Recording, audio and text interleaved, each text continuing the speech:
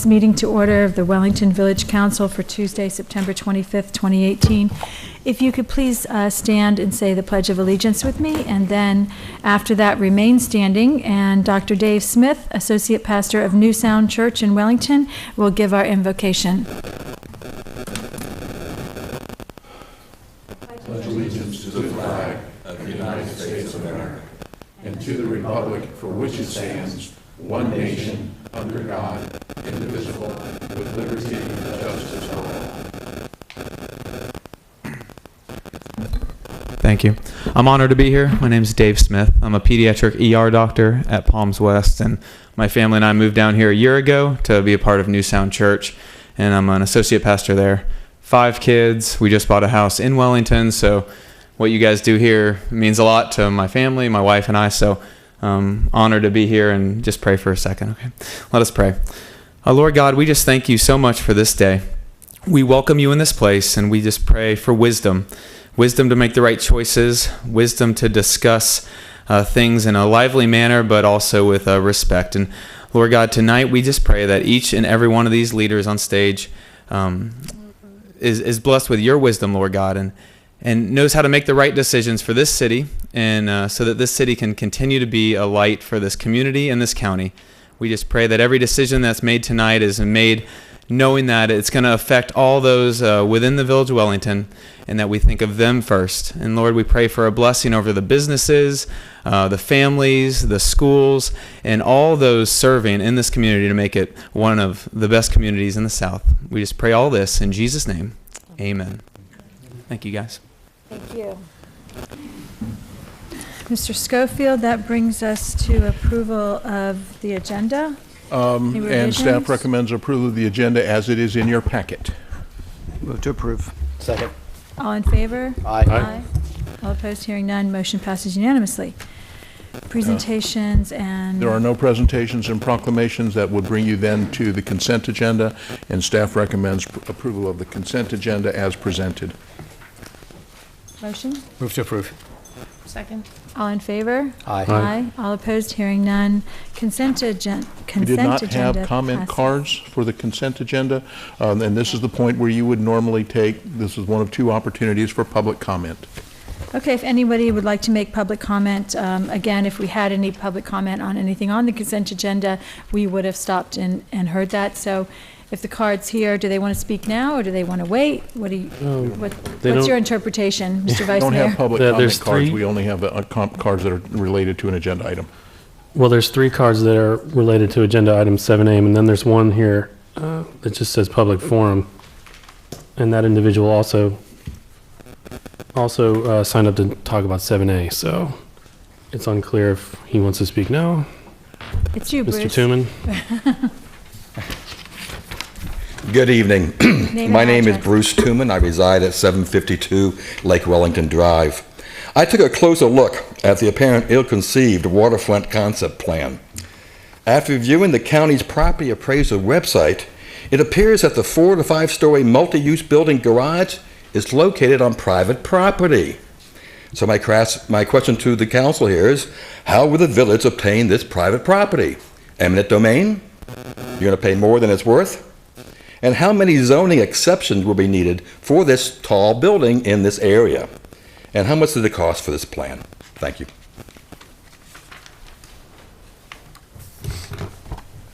Seeing no other comment cards for public forum, we can move to the regular agenda. Next item will be public hearings, and the first item under public hearings is the second public hearing to adopt the fiscal year 2018-19 millage rate and the annual budget for Wellington. That is in 2 parts. It's resolution number 2018-51 on the millage rate and resolution number 2018-53 on the budget. Ms. Newman will read those by title. Ms. Quickla and her staff are here to present. Resolution number R 2018-52, a resolution of Wellington, Florida's Council adopting the tax levy and millage rate for Wellington for the fiscal year commencing October 1st, 2018 and ending September 30th, 2019, and providing an effective date. Resolution number R 2018-53, A resolution of Wellington, Florida's council adopting a budget for the Village of Wellington for the fiscal year commencing October 1st, 2018, and ending September 30th, 2019, and providing an effective date. Good evening. We are here for the second public hearing to adopt the fiscal year 2019 annual budget and millage rate. The total fiscal year 2019 proposed budget is $96.8 million. This is an overall decrease of $13.6 million from the current year's budget of $110.5 million. We also note that the Acme, solid waste, water and wastewater, and LWPC budgets were adopted at the August 14th meeting.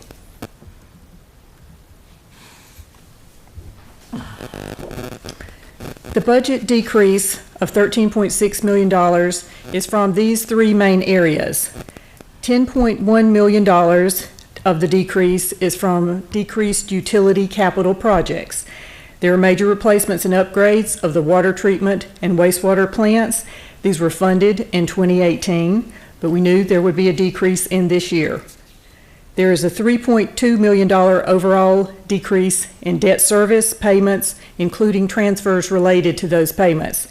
The Village of Wellington has eliminated debt with the exception of the Saddle Trail Improvement Bond that is paid and funded solely by those property owners.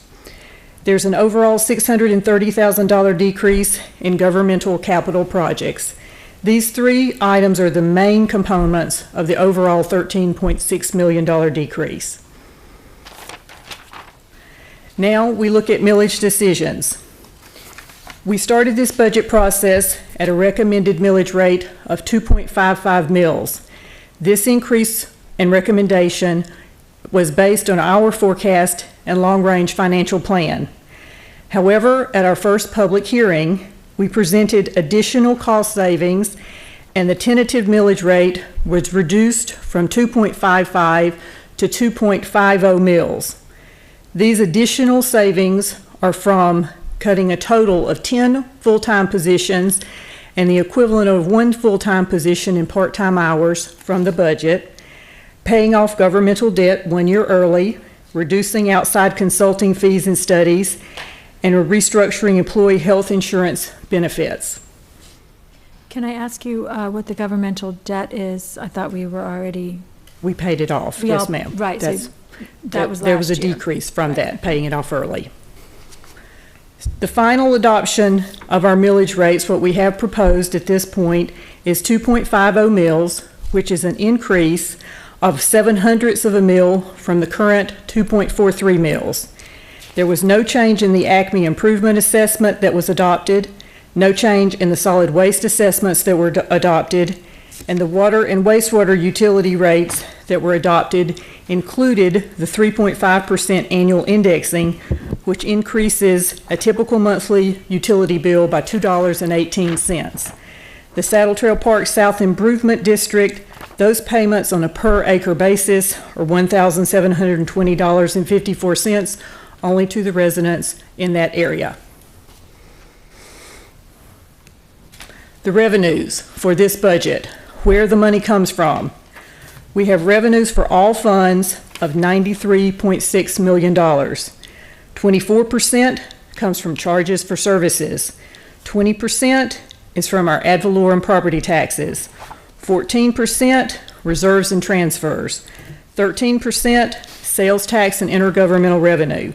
9% permits and assessments, and 9% for non-ad valorem property taxes, 8% utility and service taxes, and 4% impact fees, interest, and miscellaneous.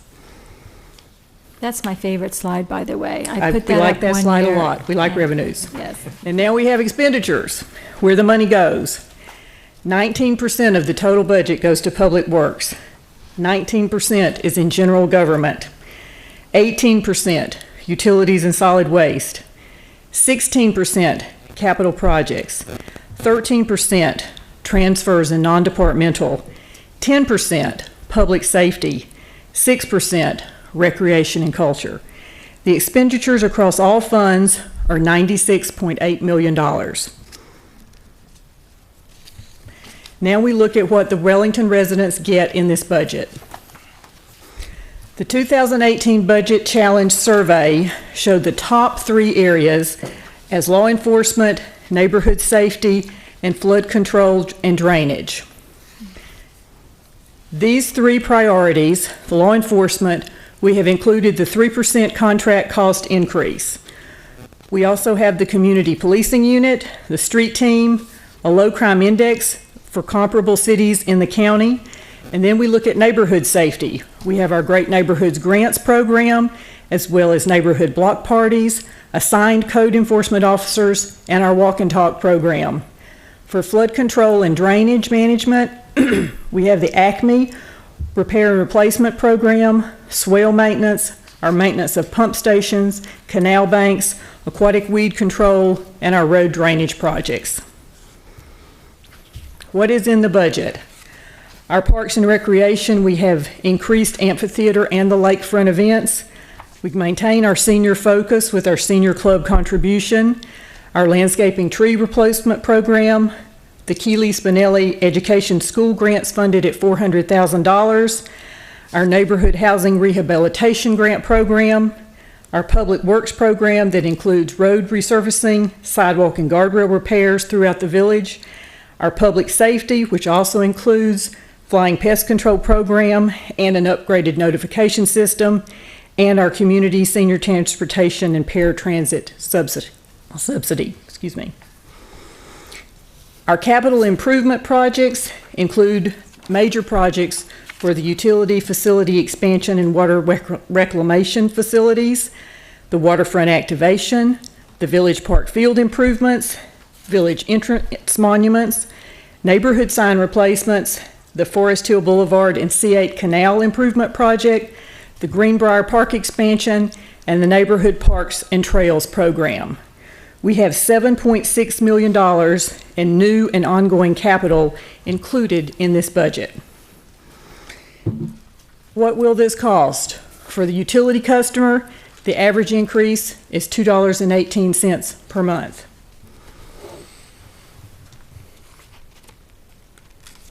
What will it cost on the tax bill? At the 2.50 millage rate, the average homesteaded owner will pay $22 more to the Village of Wellington. What will the residents get with this? Our great services, our great schools, great parks, our great neighborhoods, and our great hometown. We'll be happy to answer questions for you. The tennis center, where did that fall in this discussion? How are the numbers over there? The tennis center, we have the budget and the operational budget for the tennis center with that. This is the second or third full year of operations with that in-house. How are we doing there? Is it getting closer to self-sufficiency, or? It is close to what we budgeted and anticipated with it. It is not self-sufficient, but that was not how it was budgeted. Right. With that. It's meeting our budget that we had prepared. And the new parking comes out of their enterprise fund, or that is not an enterprise fund? No, it is, Right. The tennis is not an enterprise fund. The new parking was completed, the expansion of that earlier this year. I believe that's fully done now. Yes, and those expenditures for that are general fund expenditures. That was in the capital funds.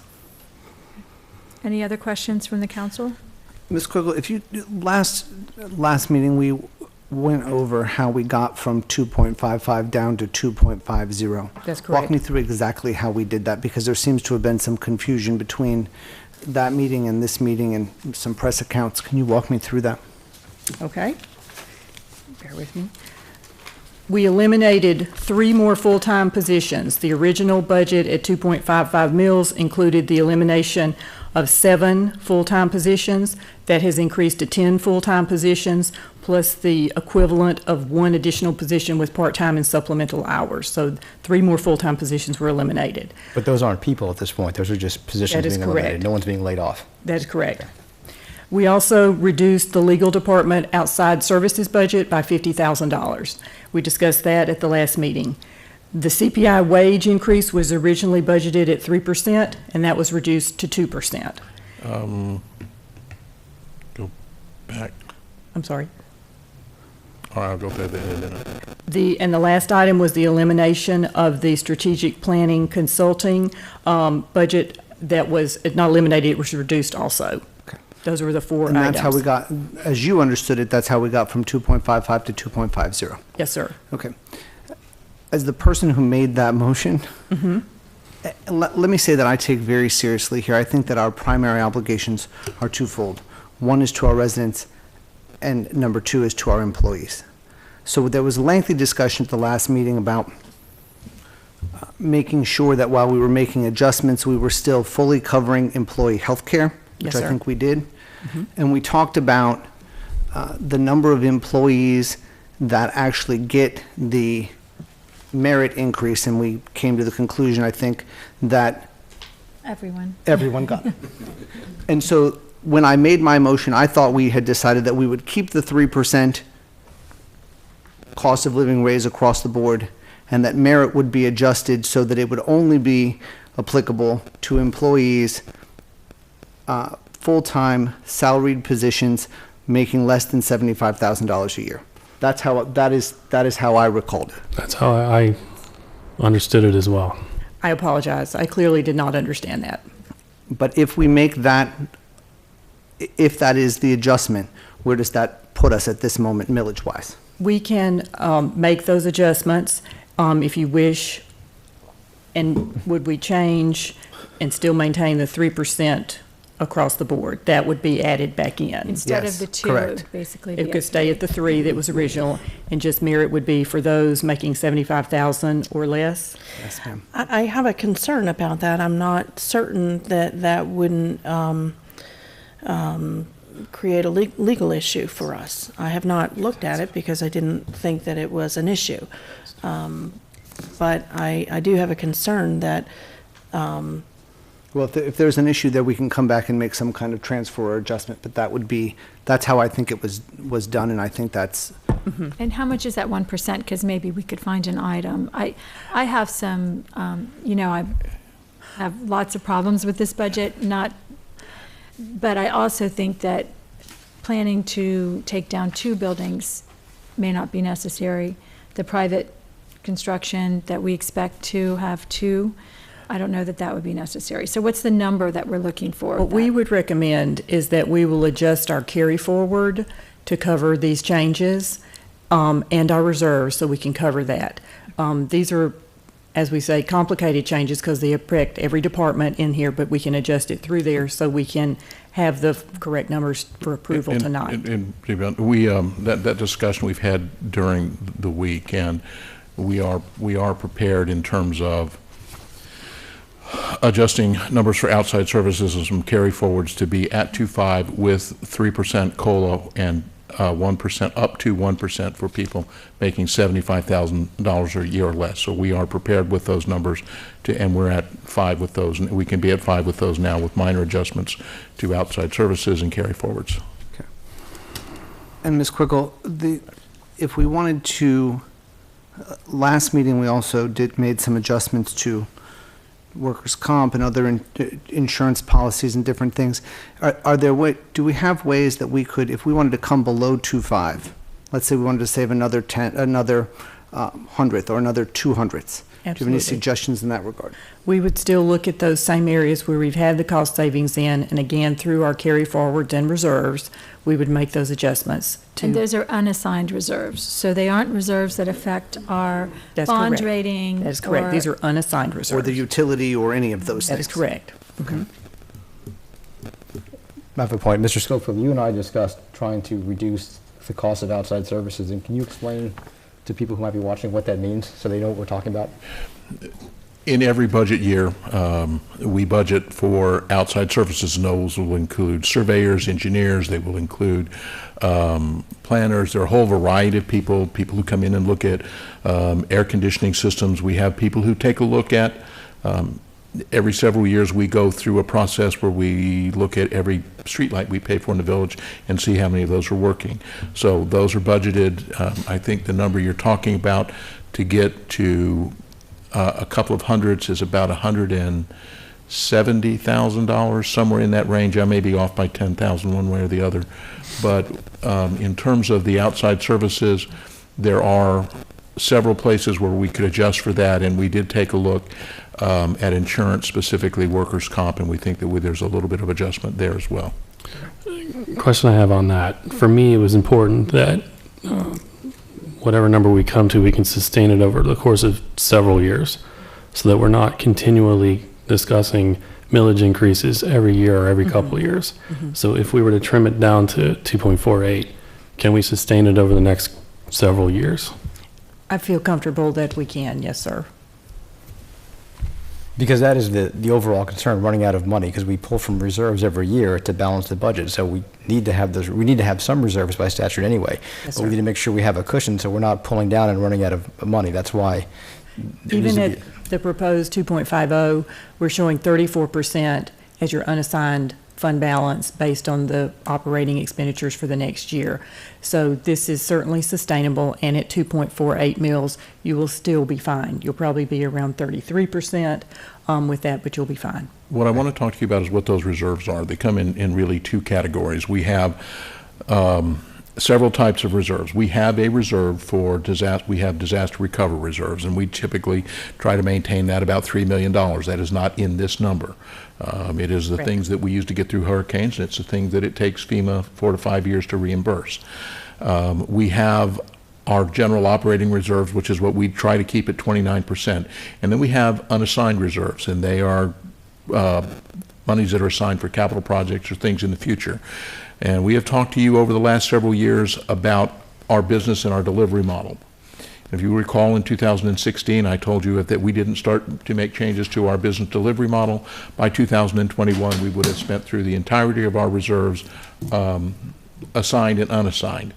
We have made several changes to our operating procedure since then, so we are looking right now at expenditures that would deplete the reserves probably in 2024 or 2025. We still have things to come. I committed to you in 2016 that we would reduce the village staffing from 313 down to 300. We did a couple of positions last year. We had originally intended to do 10 this year and take the next 6 out over the next couple of years. So we're accelerating it this year to get to where you want to be. Those are positions that are currently unfilled. We will move people around. We've always planned to do that. We do know that as we switch to our new business model system, the Tyler system, that there will be efficiencies that come with that. So we know that there are business model changes. The thing that is not factored into the model is operating costs that we don't know about today. So we can get there, we can stay there. There will be more changes as we have this discussion next year. You will be listening to us to propose more changes. It is my goal and the staff's goal to make sure that as we come to you with budgets, that we are looking at 10 years of financial stability, and we will be moving towards that. And by the time we get to the 2021 budget, you will have a financial stability model that takes you through 2031. Okay, because that's a key point for me, is the stability and being able to offer our residents some assurances that we're not every year going to be considering tax increases. We're doing this because, I mean, we went a number of years not raising the millage rate. Didn't this all begin when the market, We actually lowered it. the economy was down, and so we compensated for that and reduced our millage rate, but we have never come back to where we were before that, right? We have been significantly higher than where we are now. Our average over the last decade has been 2.51 there, but I want to be, in the interest of full disclosure, there are years where we did increase our millage rate, but we actually collected fewer ad valorem dollars because property values were dropping. In any year that in the last couple of years, we've adjusted downward by a hundredth or so here and there. We've gone from 2.5 to 2.43. But even in the years that where we've done that, as we are seeing increases in property values or assessed values, there will be some increase in ad valorem taxes. For the last few years, a significant part of that increase has been new construction. But as we get closer to build out, those numbers are not likely to be here. And, you know, we have very little new construction in potential in the future, so we're adjusting for those. And one of the things that we're preparing for is, as the additional homestead exemption hits the ballot next year, we expect that it will pass, and that is someplace between a $700,000 and $800,000 hit for us, and we are preparing for that as well. Well, my problem with the budget, I'll just say it again, I don't agree with the capital improvement projects that are in here. I don't agree with the amount of money we're spending on the signage, and I don't agree with the amount of money we're spending on the lakefront project. That being said, 2 weeks ago, Mr. Schofield, when we were here, I asked you about the pool rehab that happened in 2010, and you represented that there wasn't one, that in the past 20 years, nothing had been done there besides a liner. And since then, we have more information. Can you please explain that to me? I don't believe I said we had never done any at all. There was a point where we put a liner in the pool about 8 or 9 years ago. That liner started to bubble. We had to pull it out. When we did that, there were a variety of things. We spent in 2008 or 10, and I can't remember exactly what year, someplace just over $2 million to renovate the pool and build the building that is there with it. And that's not what was represented here. It was represented that it needed maintenance, that its useful life was pretty much there, and that's really not true. We did a total rebuild on that pool. All of the mechanical of it, electrical, plumbing, everything was replaced. So we really need to have these conversations with accurate information that we can rely on. So I had a question about it, and I thought I understood your answer, that nothing has been spent on that pool in 20 years except for a liner. And that's just not the case. And talking to the pool users, we have some pretty serious swimmers. Dr. Boswell had come in and talked about the pool. Through some research and my business, we actually are doing the same type of a project for Lake Lytle.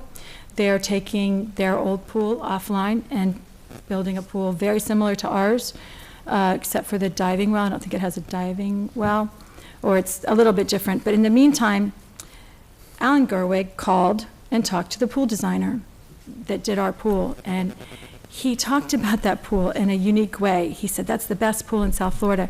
And that's what the swimmers have been telling me, that it was designed to be fast, that it baffles differently, that the drainage in it was set up to make swimming fast. And I just think it's something that when we have these conversations, we need to have everything out in the open and have the right information before us when we make plans. So I've heard now some chatter in the last week or so about the pool itself. Where is that coming from? Because in this budget, there is no money being allocated towards doing anything to the pool whatsoever. And I don't even recall there being any specific discussions envisioning about doing anything with the pool. So where is this concern coming from about the waterfront designs show several different versions that we have online, and some of them include taking out the pool and putting in a different style pool, which, again, if we decide that we want to do that, that's something this council can decide. But if we had a major investment 8 years ago in this pool and it's not at its useful life, that's a different part of the conversation. Okay. So I just want to make sure we're being wise with the money we have. Right, but so that people understand what we're talking about up here, that's exactly the conversation that we're looking for input when we have our community meetings. Do you want us to eventually do something with the pool? But the concern that I have, Madam Mayor, is when you start asking questions about pools, it starts to create the impression in the public that we have some imminent plans to do something with the pool. There have been concepts that have been brought up envisioning concepts.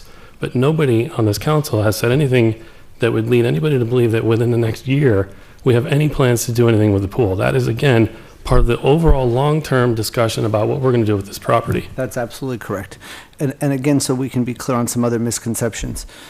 The Lake Wellington Professional Center leases have all been renewed through next October, Yes, sir. or will be renewed through next October at a minimum? Yes, sir. Okay.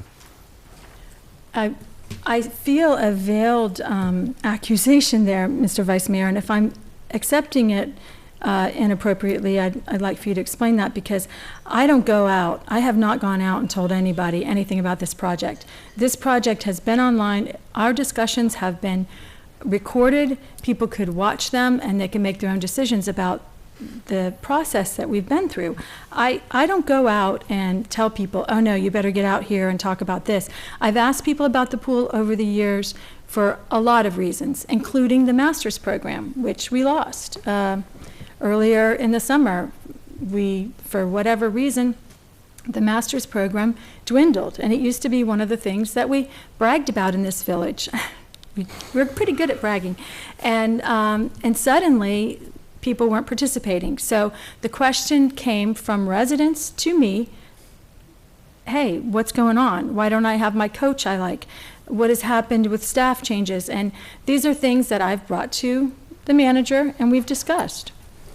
The reason why I ask you is because you're the one who brought up the pool. So I'm asking you, why is it something that's of concern to you when it's not even specifically mentioned in the budget? That's why I asked you. Because it is a concern to me, because the waterfront designs I have had several issues with along this process, and I've said them out loud. They've been public. I don't do anything behind closed doors. I have a really idea that government should be open to the public and input should be gathered. I think people, if they care about elements that we are considering changing, that they should be aware of that. But no Who more here on this than- council is disagreeing with that point? We're repeatedly saying that we are in favor of having community meetings on this issue. From my point of view, the only difference that we have with you, Madam Mayor, is that we want to allocate money so that when the public does make a decision or they give us guidance on what needs to be done, we have the resources readily available, as opposed to what happened with K Park, where we had months and months of meetings, got input from all kinds of residents, and then did nothing afterwards. So again, from my point of view, the smarter way to do this is to set aside the money so that we can do something once we get directives from the community. But we have to have the meetings and we have to have resources available to do anything about it, and this is the time to do it, as opposed to kicking the can down the road and saying, let's talk about it, but yet once we get a directive, we don't have the ability to do anything because we won't have the money available to us. Speaking of that, Ms. Quickle, can you walk me through and maybe walk the audience, both present and watching? I think I might get a chance of rebuttal before we move on to walking. Oh, I didn't know we were having a debate, but Well, it kind of feels that way at this moment. oh, I apologize. I'll hold my question. My point was $1.2 million for a design of a project. That went to tearing down buildings and all kinds, it's broken down in our budget what that went to. And that's what my problem was. I don't think we're ready for that. I think we need to have more community meetings. I don't budget for things in this year that we're not going to do this year, and I don't think we're there yet. And I've brought up concerns from the very beginning, and none of it has been done in any back room or in a way to stir up any kind of public. There's not a single person that's emailed you or called you or came here tonight because I told them to do it. And I'm not making that accusation. Okay. So I don't know why you keep Better saying knowing that, that. but I'm not making that accusation. The difference here is just simply that I think it's smarter to set the money aside now. And as I understand it, you're saying we should not do that. You want to have the community meetings? I don't think we should budget money that we aren't prepared to spend. And again, we have $3.4 million in the half-cent sales tax coming to this village. It is outside of our normal receipts. We can only use it on capital projects. These are the kinds of things that hit that mark for that $3.4 million. The other thing is I've had problems with the discussion about signage. I don't think that we should spend $2 million on the entry signs when I haven't seen a design that I think meets the mark for what we're doing. I do think... I agree with you on that. I've always been kind of, the signs are ever be a really big focus for me, but, you know, they do need some refreshing, but I thought the line item for signage, it's very small each year, so it's not like a $2 million in this budget, but I do think looking at a way to more cost effectively, you know, revitalize the signs as $2 opposed to... million in the budget for that, the entry sign, Ms. Quigley? fountain features, correct? We have carry forward funding I believe, of around 800 to 900,000, and we budgeted an additional, I would think it was 153,000, so I think it's closer to $1 million in total funding for the major monument signs. There's $75,000 a year budgeted for neighborhood signage each year. Right, but we're talking the fountain features, and that was what we wanted to work on first, because we do feel like they could use a refreshing, but I want to make sure that we do it wisely. What do you have, Christine? The money that you're looking at is the future in 2023, up to $2 million if we keep budgeting on that line, but currently, we're basically at close to a little under $1 million. Ms. Kugel, that goes back to the question that I was going to ask earlier. Could you just walk the audience and the people that may be watching at home through, first of all, just what a carry forward is? That just sort of came up and what that is. And then if you could walk through the difference between budgeting and spending as it applies to what's being discussed tonight, meaning that items that are budgeted still come back to council for a reading, 2 readings, any number of things. We have policies and procedures for that. Could you just walk through those 2 things? What is a carry forward, and what is the difference between budgeting and actual spending? So each year, you approve capital funds as well as your operating funds for various items in there. Budgets are living, breathing things. All sorts of things happen. Projects happen, under budget, on budget, over budget, all sorts of things, or you don't do them. So right now, we have approximately $14 million, almost $15 million, remaining in project funds for projects you've already approved. Those funds will be carried forward because the project still is ongoing. And the you-all is this council, prior councils for any number of years? They're ongoing. They passed the fiscal year-end mark. The project's not completed. The money's still sitting there. It's not rebudgeted. We just carry it forward. So when I make that statement, we have $7.6 million in new capital project funds that will get added to that almost $15 million. That's just in the governmental funds to move forward. That's all the funding that you have for massive amounts of projects there. That doesn't include the utility fund. That's separate. Again, that kind of funding alone for that you have moving forward. Theirs is closer to 40 to 50 million in total, including the carry forwards. So those are capital projects. Same thing for operating funds. We look every year. We're in that process coming up where we have everything paid. We still have bills coming in, of course, through October that we close out the fiscal year. And everything, our insurance usually is paid right at the beginning for the entire year, those sorts of things.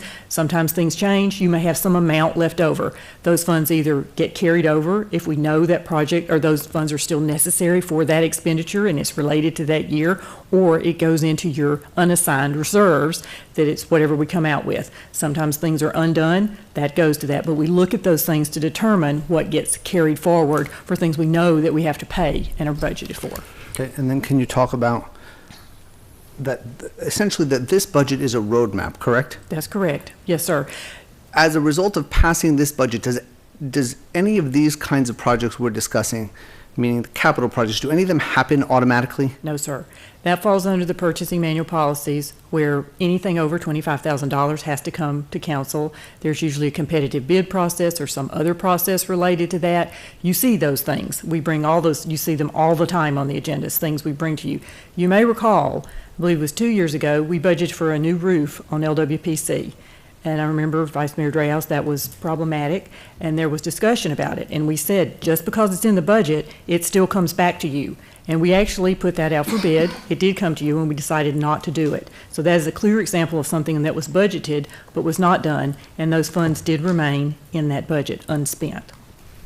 And that remained in the Lake Wellington Professional Center Enterprise Fund, Yes, which ma'am. is kept separate. That is correct. That money that is gained from that stays on its own property. Yes, ma'am. Until a time that we don't have it anymore. Until you decide what to do with it. Right, and then it goes into the general fund when it doesn't have its own little enterprise anymore, if that were the case.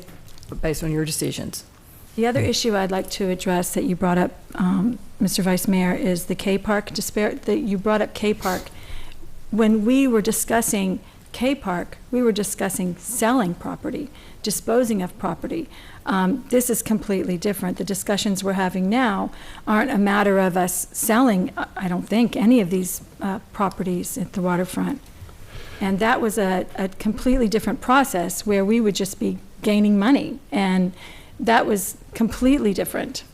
No, first of all, anything that we decide to do is going to be up to the public. And so I don't know how we can separate one from the other. The example I'm trying to make is that I don't want the community to go through the heartache of discussion on this and ultimately have some sort of direction being given to the council. And then we have to look at everyone and say, thank you all so much for devoting all your time and energy to come out to all these meetings and to speak to us and to give us your input. But guess what? We don't have anything available to us. So we're going to have to have this whole discussion again next year.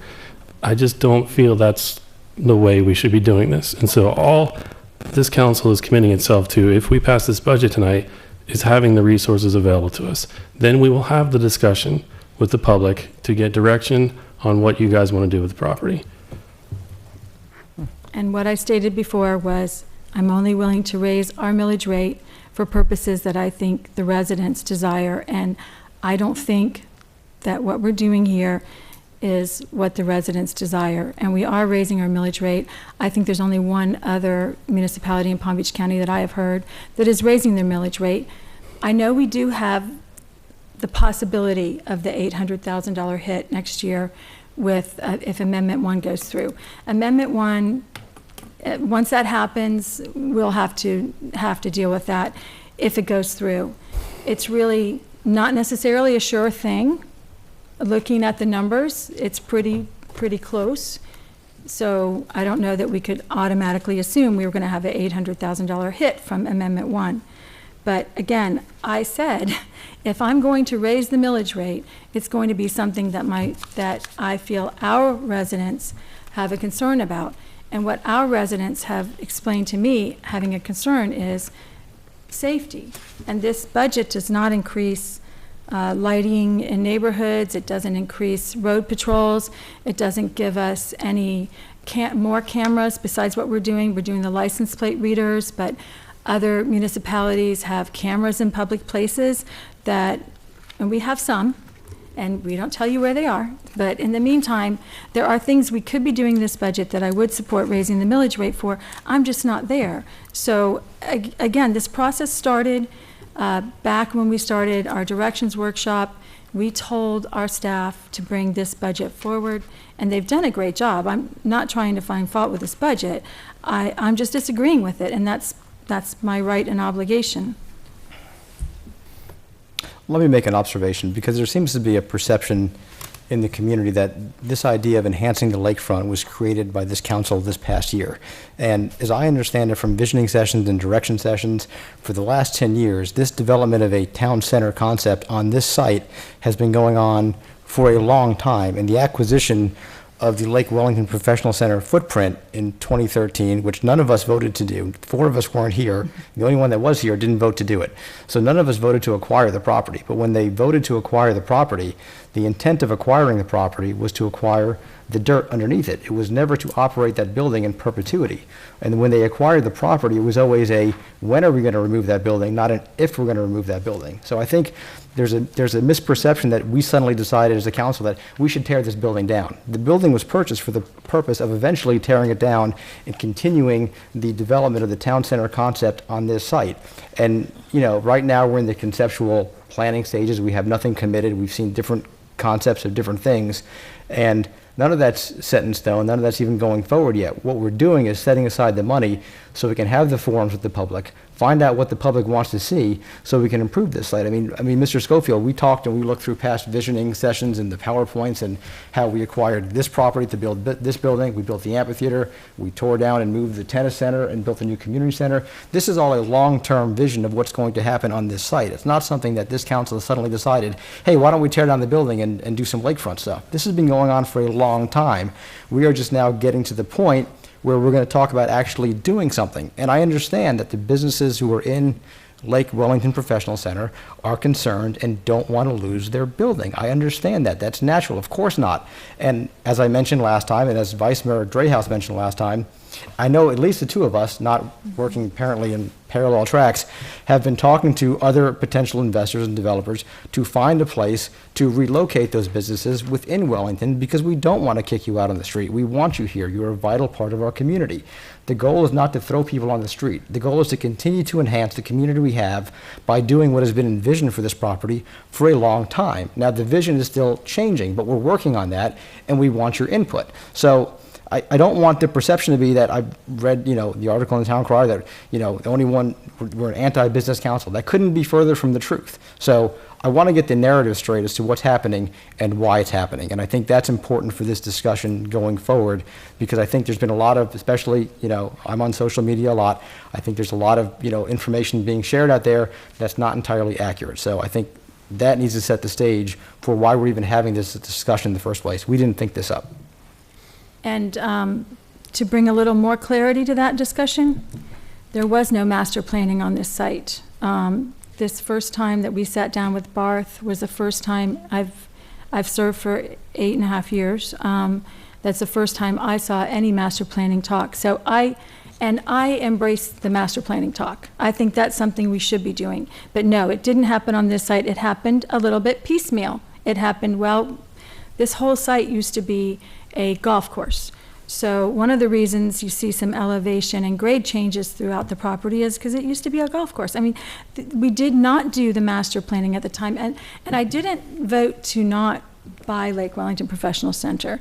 I voted to not authorize the mayor to move into the contract with 10 days due diligence. I didn't suggest that maybe we shouldn't buy it. I thought it was too rushed and that the entire council should vote on it. The rest of the council authorized the mayor to close by the end of the year with 10 days due diligence. So even though I didn't vote to acquire it in the way it was acquired, I think it was a good choice to pick it up. As we move forward and look at it, I applaud us for trying to do the entire site. And when we talk about properties around us, like Bruce had a statement and a question earlier, we are master planning for things around us, hoping we could bring private industry to the table. I don't think any of us were entertaining any ideas of eminent domain or anything like that. So just so that, again, discussions are public, that was something I pointed out, Bruce, in the discussion, was that this isn't even on our property, but the idea is what could happen here, and it was a what could happen here discussion. So that part we all agree on, but it didn't happen until that point on this site, from my perspective. And I don't think piecemealing it and micromanaging it should be continued. I do agree with looking at the entire site. The other thing that happened in my historical knowledge is that when we built the community center, we built the dock, what looks like a floating dock. It's really a patio, and it's round and it protrudes. We did it with the intention to activate the waterfront. That was the discussion. We designed the building so that you would have a sunset view. We did a lot of things to try to activate the waterfront at that point, but we didn't do any programming. So now we've tried some programming and tried to do things that activated the waterfront with what we've already spent, which I think was $8.4 million on the community center. It was 12 something for the tennis center and the community center, and I think it was about 8 something for WCC, from my recollection. But the idea behind the patio in the back was to activate the waterfront. So I keep going back to use what you have, use what you've already done, before you move on and spend more money on something else. Are we going to open the public hearing? Yeah, I was just going to suggest. Okay. Move to open public hearing. Second. All in favor? Aye. Aye. All opposed, hearing none. Public hearing is now open. Mr. Vice Mayor, you have some cards. Yes, Marion Frank is up first, and then Cameron Boutel. You're on deck. And you can use both podiums. They're both active, so if you're on deck, you're on the other one, and we can keep it moving better. Hi, good evening. Marion Frank at 13725 Green Tree Trail. I've been a resident of Wellington for 25 years, lived here longer than any place else. It's my hometown. I've been a tenant at the Lake Wellington Professional Center for 15 years. I run a small medical practice. I have 17 employees, and having this location 3 miles from my house is just awesome. Another reason why I love living in Wellington, because I don't have to fight traffic. Whether or not it was a good idea for the village to buy the Lake Wellington Professional Center, it doesn't really matter anymore. There's no point in talking about it because we own it, and that's it. And it happens to be a huge success. It's expertly managed. Everybody that's there is really happy. All of you have been there. Some of you have had your office there, and it's really terrific to have something so close. And there's a waiting list for people to get in, so it's a viable building. I could understand if it was only 20 or 30% occupancy and it wasn't successful, that maybe we ought to consider getting rid of it, but it's a viable part of the community. And although it's true that a 35-year-old building definitely needs routine maintenance, how about taking that $1.2 million that you're putting into the budget and using that to spruce up the building when it needs it? I don't think it needs a complete overview. I was looking today, I mean, maybe new flooring, because the tiling is kind of old. It's not absolutely terrible. It's not an embarrassment, but you know, if you have the money and you feel obligated to spend it on something, you could spend it on that. I mean, it's already obvious to everybody. You guys already know that knocking down that building to put a beach there is a terrible idea, and I know you've been laughed at and ridiculed, and it's just a silly idea. And unless we can come up with a better idea, let's leave it there and stop. I mean, I understand your point about budgeting for it, but I definitely understand having money in the budget for it, but let's wait till a good idea comes about that the residents really want, that is better than that people like me that are in the building can say, okay, I understand why you're knocking down my building because we have this great thing that we're building. But until then, leave us alone. let us stay. Thank you. Your Thank you, time Ms. is Frank. up. Thanks. Bye. Mr. Butel, and then Bill Whelan is on deck. My name's Cameron Butel, live at 3749 Old Lighthouse Circle. I'd like to preface this by, obviously there's a point of contention between this waterfront project that I've been hearing about. I'd like to preface this by, I've been living in Wellington for 25 years, been a beneficiary of the parks here for as long as I can remember, played in WCFL football, played Little League Baseball at the Boys and Girls Club. So I can tell you that the parks here are great. And I see a lot of value in the parks that are here.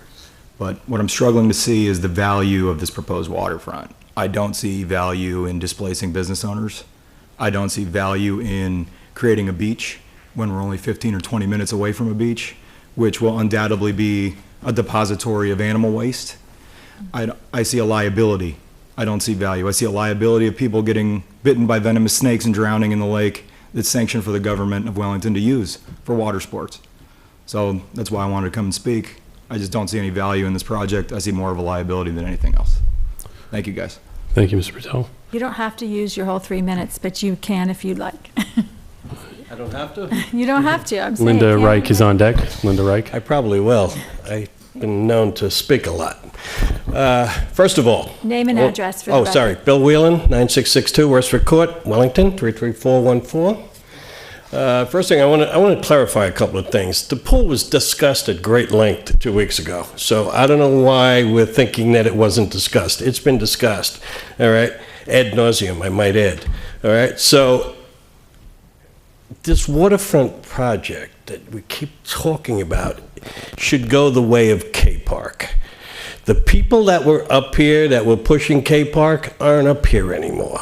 And the reason they're not up here is because we got what we wanted in K Park. It's a piece of land that we want.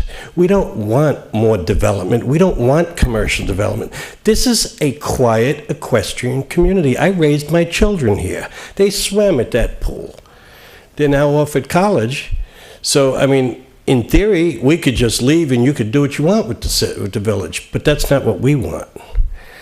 We don't want a magnet on a waterfront to bring more congestion, more headaches, more liabilities. For what reason? Do we really want to be Clematis Street? Do we want to be Delray? I don't think so. That's not why we live in Wellington. We live in Wellington because it's an equestrian community. All right? And one quick question. Do we receive any government grants, federal government grants, HUD? Tell them to keep it, and we could use our money. Why do we want to dance to the tune of the federal government? Think about it. We don't need their grants if we have this money. Why are we taking it? So they could tell us where we could put Section 8 housing? I don't think that's a wise idea. So, you know, there'll be a lot of hearings, and a lot of people that came out and wanted K Park to stay the way it is will probably come out again. So why don't we just take this project, shelve it, because it's FUBA. And for those of you that don't know what it is, look it up. Thank you very much. Thank you, Mr. Whalen. Linda Reich, and then Melissa Weinberg. Thank you. My name is Linda Reich, and I am the owner of a business in Wellington. We've been in Wellington for 6 years with our business. Before that, we were in Royal Palm Beach, wanted to move to Wellington because that's where we've lived for 31 years. We've been here and seen the great growth and the wonderful town that Wellington was and has become. We love it here. We just signed a lease at Lake Wellington Professional Center. We're moving there because where we are now has turned a little bit, and our rent has doubled since we've been there in 6 years. It's an affordable, beautiful, wonderfully located business, professional businesses, and we can't wait to move.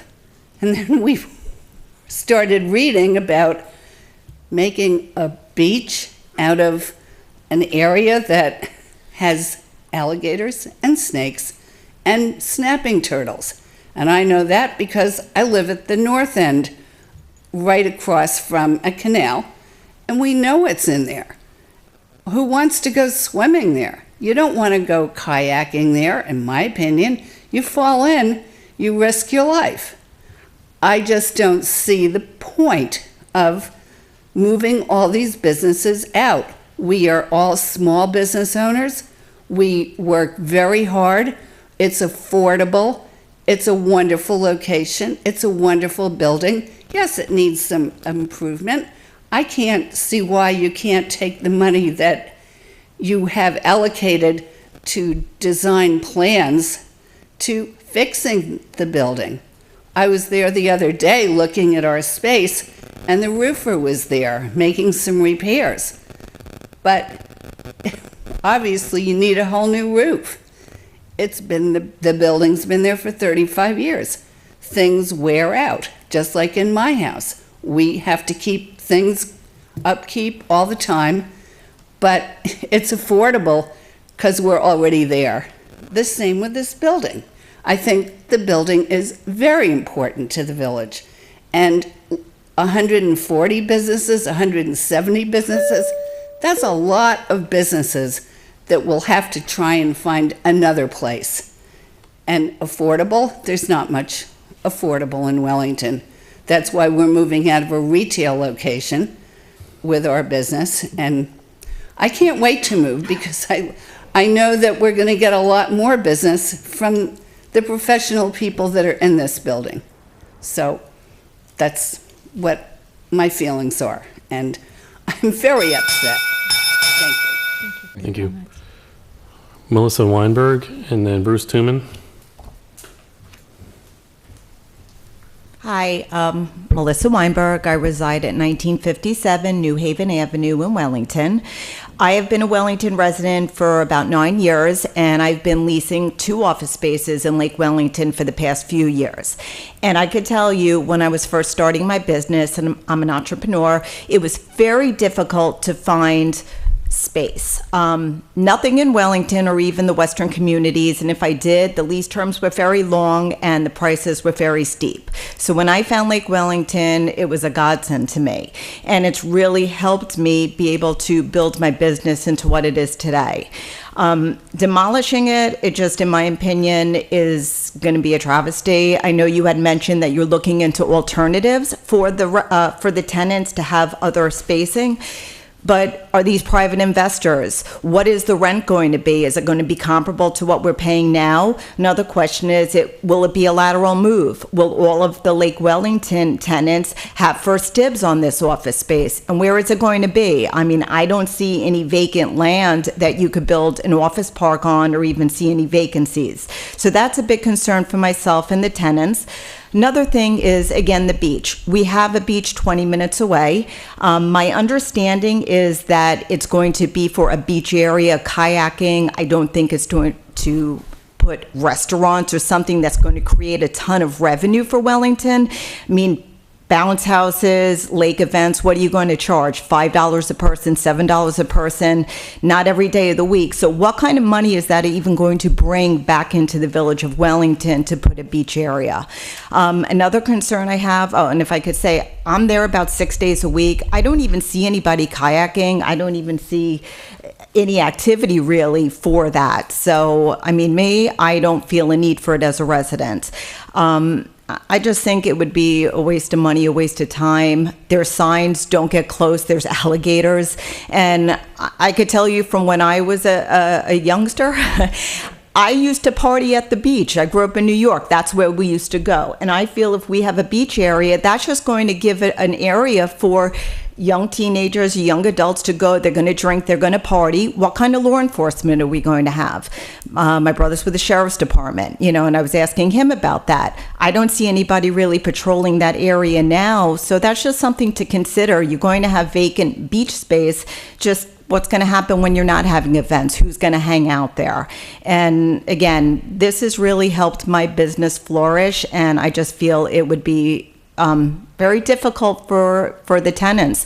And I see many elderly clients come into Lake Wellington that use the professionals that rent there.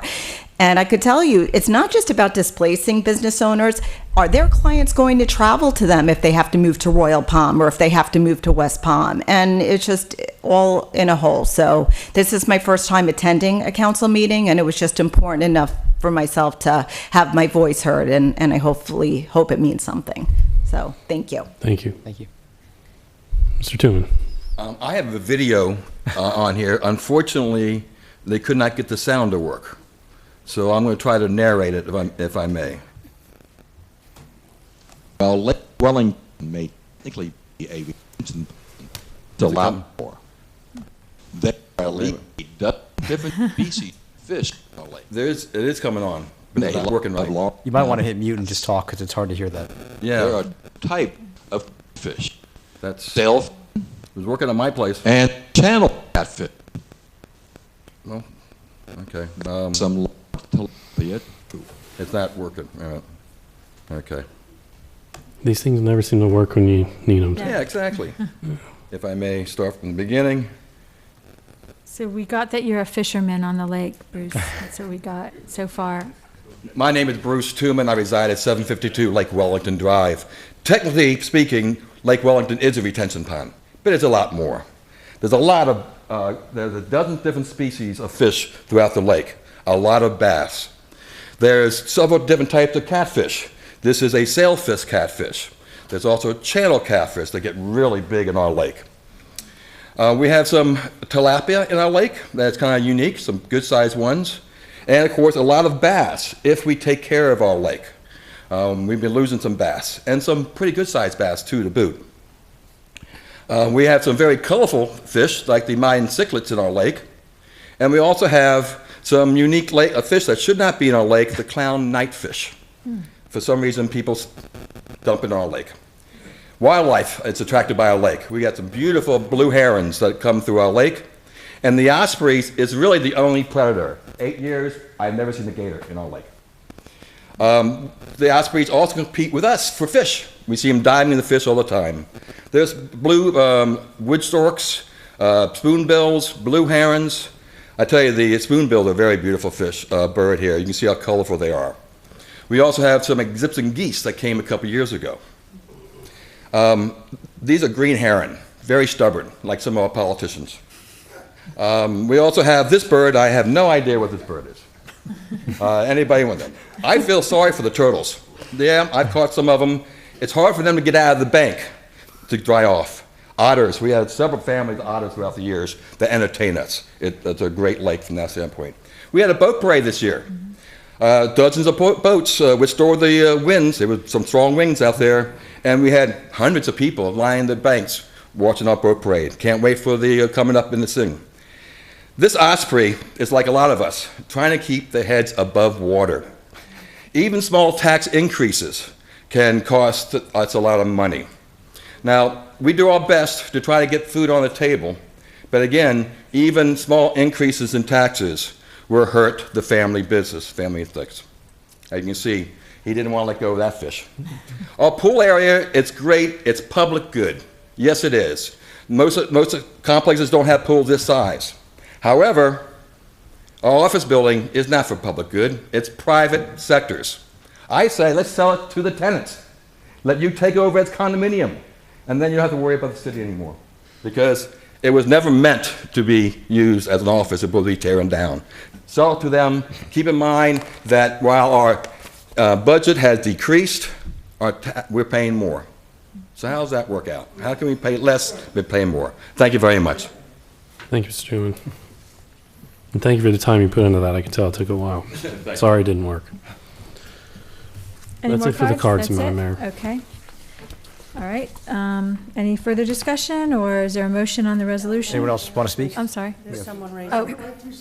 Oh, sure. Come on. You have to fill out a card, but you're certainly welcome. You come up and you can fill out the card after you speak, as long as you promise. Okay.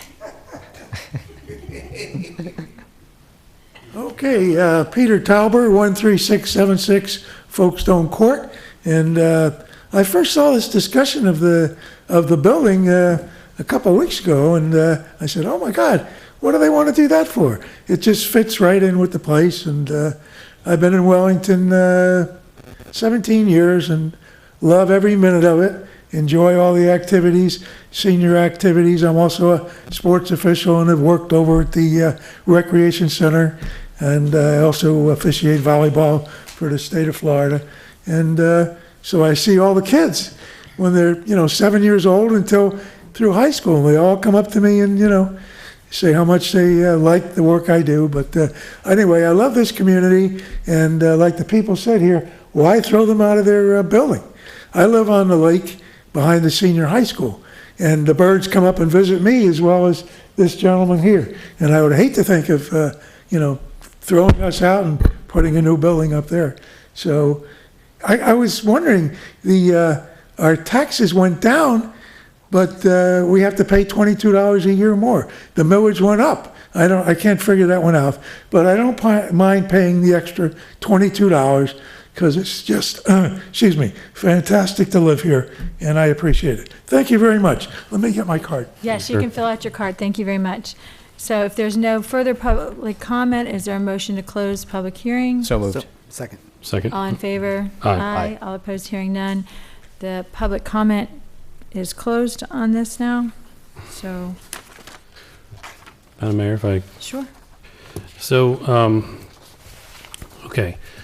To some extent, these meetings are therapeutic even for council members because we're all well aware. I don't like speaking for you all, but I think I feel comfortable saying that we're all well aware that this issue is concerning to a lot of people, and there are a lot of people very upset about it. And so, it's our jobs to make sure that the communication is accurate. And so I tend to use this time available to me to try and rebut some of the concerns. And probably the most common theme that we've heard so far is this concern about the beach and how crazy it is, and how could you possibly decide to tear down a building in favor of putting up a beach? And we even get emails from, we had a doctor who emailed us about bacteria and the concern about kids swimming in the water. There's never been any discussion here about opening up this waterfront for swimming. And it's unfortunate that activating the waterfront has now been associated with creating a beach, because all it's done is sort of added fuel to the fire of concern for you all. And as a defense lawyer for 16 years and a father myself, I can assure you that my job is to evaluate risk, and I would never sit up here and support something that could potentially risk the health and safety of our kids or our residents. And so, again, this will be the third time that I say this, and it's fine. I'll continue to do it because it's my job. There is no plans to create a beach that's going to result in kids swimming in the water or anything like that. Even the beach concept that we saw, which again was a concept, had a seawall there. So it actually made it even more restrictive to get to the water than what currently exists there. So again, I want to address that point very specifically. The idea of, quote, activating the waterfront is a catchy phrase that has now taken on a life of its own, and it's been interpreted by the residents to mean that we are creating a beach that we are now going to allow our residents to swim in. And I accept fault there because we didn't get the information out accurately. Obviously, it's been allowed to be misconstrued to the point that you all are concerned we're going to spend $25 million on an ocean front. That's not anywhere where this council is thinking. And again, it's been my emphasis, particularly here tonight, to tell you all that I see it as being responsible to plan for this as best we can. Let's have the best possible meetings we can to get the most amount of input from our residents. But yet the only difference here is I simply want to have the money available to us if indeed we get a clear directive on what's best for the property. And from my point of view, this hasn't necessarily been micromanaging. I do take issue with that because we've had visioning sessions, not just this council, but councils in the past, which have dated back all the way to 2008. And what those visioning sessions have focused on is the importance of Forest Hill Boulevard in particular, because this is the main artery upon which all of Wellington feeds off of. But yet it also is the oldest part of Wellington. And so when we've had our visioning, not only this council, but councils in the past, we've talked about where is Wellington going to be in 50 years from now. And our experts have told us that we need to emphasize on Forest Hill, particularly this property, this 22-acre parcel, which we have been discussing as a town center concept.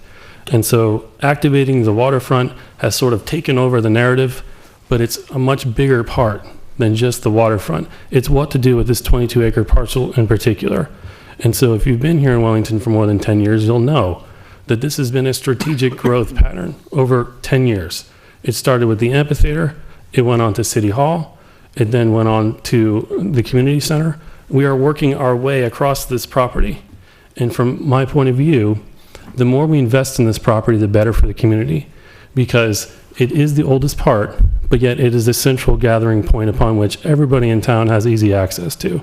And if we do it right, if we can get the community to buy in on this concept and on the importance of investing in this area, it will spur economic growth all throughout.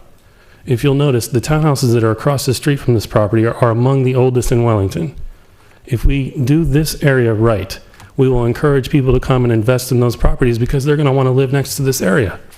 Now, does that mean we want to put a bunch of restaurants or bars or have loud concerts? No.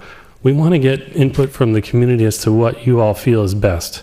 But my takeaway from the K-Park meetings was that the community wanted a central gathering point where they can hang out on a Saturday. And so I don't quite know what that means in terms of what we could do with this property, but I'm willing to give it a try. I'm willing to reach out to you all and say, do you all want to do this or not?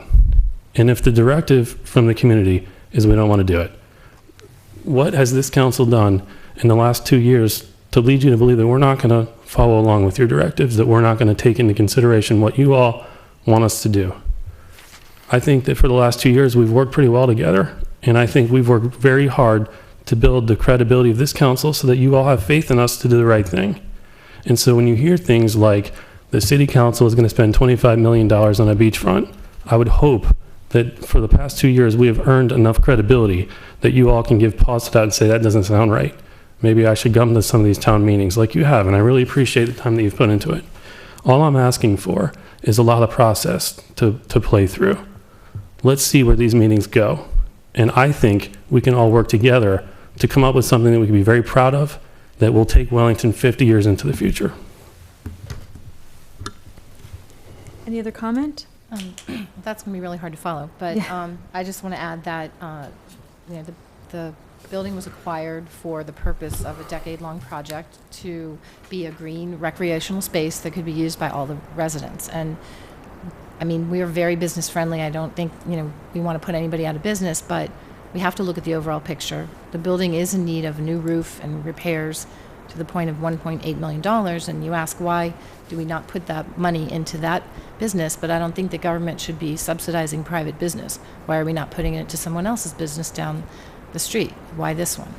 So, allocating is not spending, so I think that, this budget provides for this project, but there's plenty of time for public input, for really organized meetings with renderings and very organized input from the community, and that's all I have to say about that. Thank you. How much is in the Lake Wellington enterprise balance at this point? It's a little over, as of last fiscal year, 9/30/2017, a little over $800,000 in the reserves. So that's profit we've made from above the expense of operating it, and it's 900,000, you said? A little over 800,000. 800,000. So we do need to make a decision if we're going to keep it operational for 3 years. Is that the point you think that a roof makes sense? I mean, we need to look at that. Patching the roof was $45,000 for the last patch? No. No. We've been budgeting overall $10,000 to $20,000 a year for various repairs to the roof ever since we've operated We it. did a major repair. What was that? We had the one, and I think that was probably around $4,000 to $5,000. Okay, individually. so we could keep patching it, or we could replace the roof. So that is a decision that has to be made, how long we're going to keep it up and running as a business. I had the same questions, Councilwoman. We can't offer it to everyone, and usually if we have a volleyball league, first come, first serve, you make it in or you don't. I mean, at some point, we have to limit things, but I had that same question when we acquired it. Are we picking winners and losers? Are we deciding which businesses have more merit? Should we have, like the Excite Wellington, is that the name of the competition that was done for entrepreneurs in Wellington, that Accelerate. the young profession Accelerate. accelerate. I mean, do we go, hey, we're going to set aside a unit and someone's going to win? I mean, is there a public purpose in this? That's the questions that I've had the whole time. So, and if we're going to, the first joke that Bruce Delaney came up with was maybe we're operating it too well because everyone's so happy there. So he said we could just operate it less well, and I said, no, that's not what we do. And he was completely kidding. He was just saying how it was nice to hear that everyone's happy with the staff. But there is a profit in this business. The difference is, from my understanding, is people aren't willing to outlay the capital that it takes to establish this type of a business. No, that's not true, Mr. J-House? And again, in trying to keep you all in the loop in terms of what we've been doing out in the community, I've had meetings with private investors because I saw this coming. And from my point of view, another really kind of wise way to look into the future is that we have the corporate center behind the Publix courtyard shops. There's 4 buildings back there. The first one's owned and fully occupied. The back 3 are owned by corporate entities who have plans to leave eventually. And there's no guarantee that they may not leave all at the same time. And so if we have 3 large buildings that could potentially be going on the market all at the same time, that's not good for business. And so ideally, if we could find a private investor who would be willing to lease one of those buildings or even purchase it, I've seen the negotiations. I've been involved in them through into the evening hours, and I can assure you that there is a platform available there that would make it profitable. I think the exciting part about it is, rather than have you all in a 35-year-old building that's A-frame and needing patched repairs to the roof, we're talking about being able to provide a brand new building, state-of-the-art, that's modern and will attract not only be able to house you all, but attract new businesses as well, who may not have any interest in going to a 35-year-old building. But if you provide them with a brand new building with state-of-the-art facilities, suddenly there's a whole new element that we could be attracting to Wellington as well. And so I don't think you all should settle for a 35-year-old building. I think you're deserving of more than that. And so we're working to try and get that for you, because we don't want to see you leave. We don't want to displace you. But give us a chance to try and make it happen. And again, I've had similar discussions with people who want to do the same thing, either at that site behind Publix or at a different site that's nearby to where the current building is. So I mean, there are options there that are viable and are, could be short term, could be longer term. But nothing we're doing today is saying, okay, we're voting on this and we're tearing the building down. That's not what this is about. This is about a discussion to what to do on the entirety of the property. And the leases have all been renewed for a year, so nothing can happen for a minimum of a year. And we all know how quickly government moves, so I think you can take that as a little more than a year, probably. So this is just to set the budget, to have a discussion as to what the future of this property looks like as a whole, not just we're voting today, we're tearing the building down, and we'll figure it out later. That's not what's happening tonight. And that's not what's going to happen over the course of the next several months or a year while we have these meetings and gather public input as to what the future of this site should be, because this is people do want a gathering space somewhere, and this has become that with the food trucks and the amphitheater and everything that goes on this site, even with the pool, whether it's in its current form or a different form, which is still a discussion point. Nothing's been decided yet. So I think we need to have those meetings and discussions and have the money, so if we do decide and what we decide to do, we can start moving forward. Otherwise, we keep putting it off indefinitely, and I don't think complacency and just keeping the status quo forever is going to really keep us relevant in the future. And I think we need to really have that discussion, and we've already instructed, I know we've all talked to staff about setting up those public forums so we can have that input and have those discussions, because again, we're not going to do something that the public doesn't want, because that's just foolish for a host of reasons.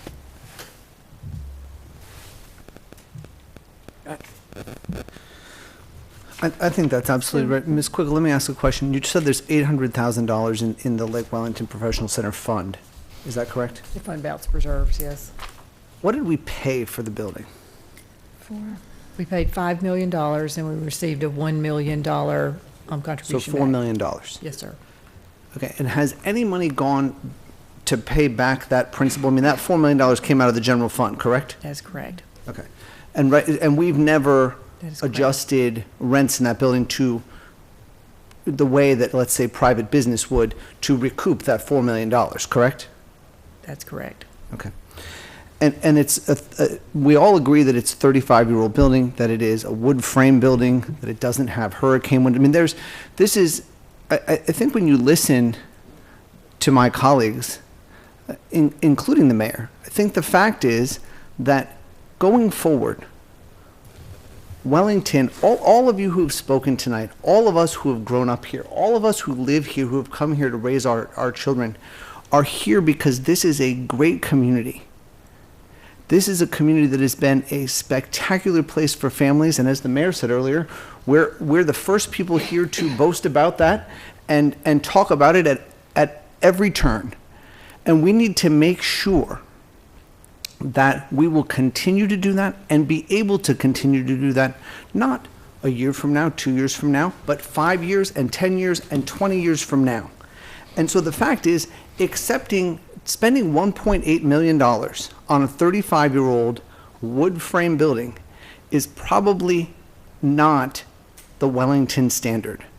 Finding a different solution, whether it's through direct private enterprise at the office buildings behind the Publix, or coming up with some kind of public-private partnership at any number of potential village parcels, or going to other private enterprise, whether it be spots close to here that are owned by private business. The wards are building a building behind Trader Joe's. There are a lot of options. This budget, whether we agree or disagree on signage particularly, what this budget does is it sets a roadmap for the future of the village, and it says what is important to us. What is in this budget is we continue to fulfill, at the direction of the sheriff, our full law enforcement contract.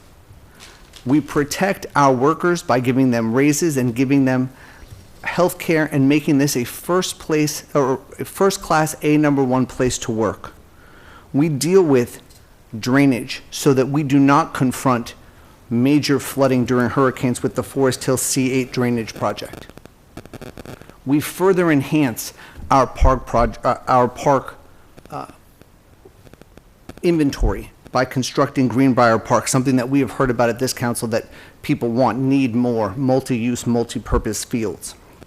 We have $15.8 million of utility capital projects in this budget. Again, as we've said before, ensuring that Wellington's water supply will never be a Flint, Michigan water supply. We preserve great neighborhood grants. We preserve the senior ride program and our partnership with the senior club. We lock in the increases to the Keely Spinelli grants, and all of this is done while we have no debt. We have no debt. We don't sell K-Park. This is a budget that puts us on a good and proper trajectory where our millage rate is virtually unchanged at 2.48 and far less than what has been charged, as Mr. Schofield said, on the average at 2.51. So I think that this is a responsible, forward-thinking, action-oriented, flexible budget that begins active planning for and protection of Wellington's future. That's what I think this does. I think it's a roadmap for that. There's a lot of work to be done, as my colleagues have talked about. And this council is prepared to do that work with you all in any number of ways. But this budget sets us on a track to be able to not only do the planning, but then do the work. I did have one more quick question, going back to the getting down to the 2.48, which I'm very much in favor of as long as it keeps us sustainable for several years. But we mentioned cutting the outside services. Does that mean that they won't get done at all, or they'll be brought in-house? They'll be done in-house? No, it means we will do fewer of them. There'll be more work done in-house than we had initially planned. Okay, thank you.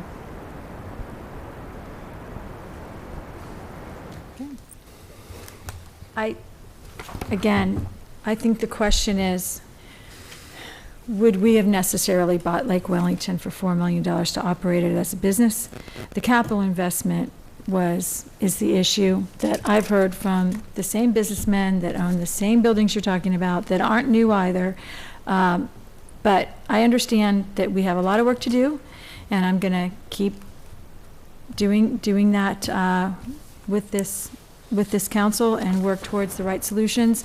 It's just the only way I have to disagree is to vote no. It's not a matter of wanting to be difficult, but this entire process, as we have looked at planning, the first time this waterfront plan was laid out in front of me, I said, ooh, a restaurant out over the water, that's going to be a nuisance if it's successful. If it's not successful, we're going to be constantly looking for a new operator. I said, gosh, we can't swim in the water. The very first time this was brought to us, we were talking about water sports. And I'm the one that brought up amoeba. You can't swim in stagnant water in Florida because it's not questionable. If you get an amoeba, you die.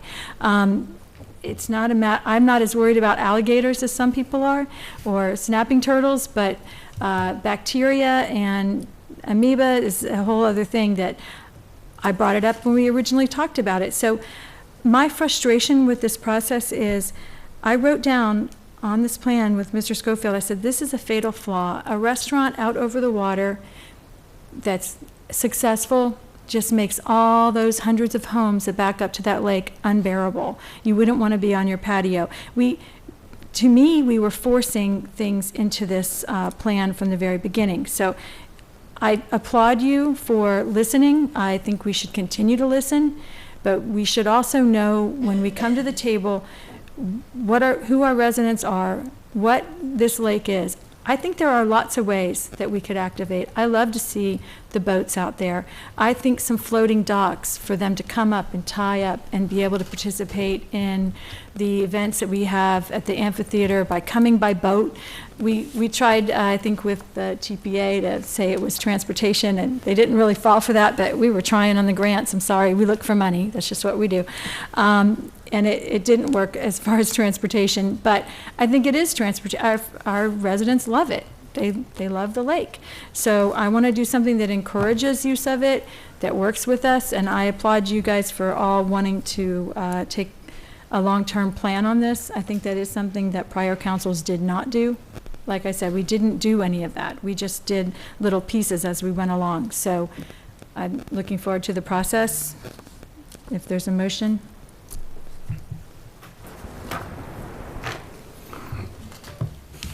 I'll move to adopt a millage rate of 2.48. Is there a second? I'll second. All in favor? Aye. Aye. All opposed? Aye. Motion passes 4-1. Thank you for your time. Thank you, everyone, for coming out. You still have one more resolution here, which is the budget itself, which is Resolution 2018-53. I'd like to summarize just to say that we will be modifying the budget through carry forwards and the use of reserves to include a 3% increase for all employees and up to a 1% merit for those making $75,000 or less. And then I want to be clear that when we look at the changes, it will be from outside services and insurance adjustments, and then some carry forwards, and then we will detail those out to you as we prepare the final budget document. And this is a public hearing, so is there a motion to open public hearing? So moved. Second. All in favor? Aye. Aye. All opposed? Hearing none. The public hearing portion is now open. Do we have any comments from the public? Now's your time. Did that. I don't see, they all just left, Mark, you're right. Not they all just left. I see a couple people sitting there still. No comment from them. All right, is there a motion to close public hearing? So moved. Second. All in favor? Aye. Aye. All opposed? Hearing none. The public hearing is now closed. Is there a motion on this ordinance or any further discussion? I guess because we have to adopt it, well, I'll move to adopt ordinance number 2018-09. No, it's 53. I'm sorry, I didn't turn the page. You're in the wrong one. You are on resolution number 2018-53. Yes, sorry. I'll move to adopt resolution number R 2018-53. As amended. As Come on, amended. Okay. And I'll second it as amended. All in favor? Aye. All opposed? Hearing none. Motion passes. I turned my page too quickly. Mr. All right. Reyes. Your Mr. next Reyes, item. excuse me, we'll read the Oh, required. you have a whole bunch of disclosures. Yes. Good evening. I will now read the mandatory script for the millage rate. The 2.48 millage rate is 6.36% higher than the rollback rate of 2.332 mils. The rollback rate is a rate which applied to this year's total assessed valuation of $8.34 billion yields the same ad valorem tax revenues as the previous year, or $18.55 million adjusted for discounts.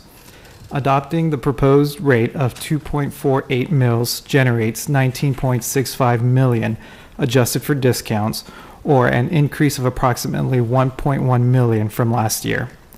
The proposed millage rate of 2.48 mils for the Village of Wellington budget, including Acme Improvement District funds, an 11.3% operating decrease over the prior year.